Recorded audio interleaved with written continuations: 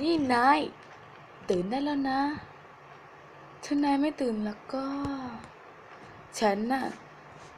จะไม่มาปลุกนายอีกแล้วนะตรงกันข้ามตรงกันข้ามจากนั้นนี่นายเปิดได้แล้วนะถ้านายไม่เปิดแล้วก็ฉันจะฆ่ามันซะจะฆ่ามันซะ ต่อไปข้อที่2ที่เธอได้ข่าวว่าเธอน่ะไม่ยุ่งกับรุ่นพี่ของฉันนั่นเหรอถ้าไม่รบกวนอะไรมากเธอจะช่วยเลิกกับรุ่นพี่ของฉันจะได้ไหมฉันก็ไม่ได้จะมาขู่ฆ่าเธอหรอกนะแต่ฉันจะฆ่าเธอตรงนี้จริงๆตอนนี้เลย1 นาทีวันนี้เป๊ะปรับโชว์ถุยต่อไปอันที่3นายช่วยเลิกยุ่งกับเธอคนนั้นจะได้ไหมถ้าไม่เลิกล่ะก็นะฉันจะตัดหัวเธอมาให้ดูอันที่4นะจ๊ะ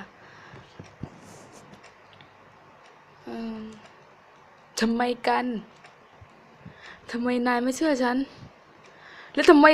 นายถึงเชื่อเธอคนนั้นมากกว่าฉันล่ะแกแกเป็นหัวรุ่นพี่ใช่ไหม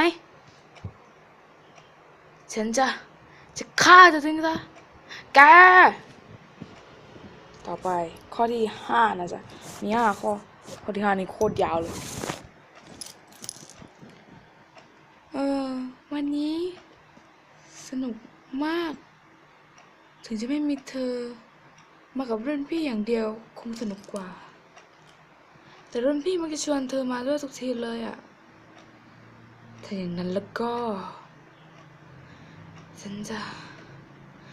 ฆ่าเธอซะรุ่นพี่คงไปเที่ยวกับฉันคนเดียว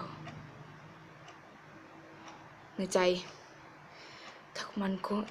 นถูกแทงเลือดมันจะสาดโดนเสื้อฉันมันช่างสวยเหลือเกิน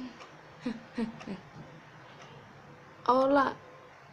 เธอสวยมากเลยนะถ้าหัวของเธอน่ะออกมาหลุดออกมาจากคอนั่นฉันจะรักษามันไว้อย่างดีเลยล่ะฉันจะเอาหัวของเธอไว้ให้รุ่นพี่ดูเองนะเธอจะได้อยู่กับรุ่นพี่ด้วยกับฉันยังไงล่ะฮะแค่นี้เธอก็ได้อยู่กับรุ่นพี่แล้วนะแต่ขอโทษทีนะคงจะมีฉันเป็นกขอคอแล้วนะเอาโอเคค่ะก็จบกันภาคยันเดเรไปเพียงเท่านี้นะคะมีทั้งหมด5 ข้อภาคไม่ชัดหรือภาคไม่ยันนะคะก็ขอโทษด้วยจริงๆนะภาคครั้งแรกนะจ๊ะจริงๆก็เคยภาคมาแล้วแต่ว่าลบไปแล้ว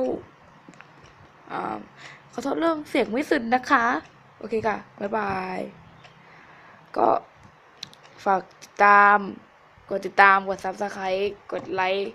กดแชร์กดอะไรทั้งหมดเลยนะคะกดไปเลยทุยอยากกดรายงานนะ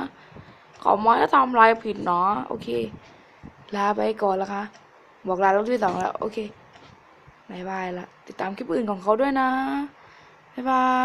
ยเดี๋ยวกดไปโดนปุ่ม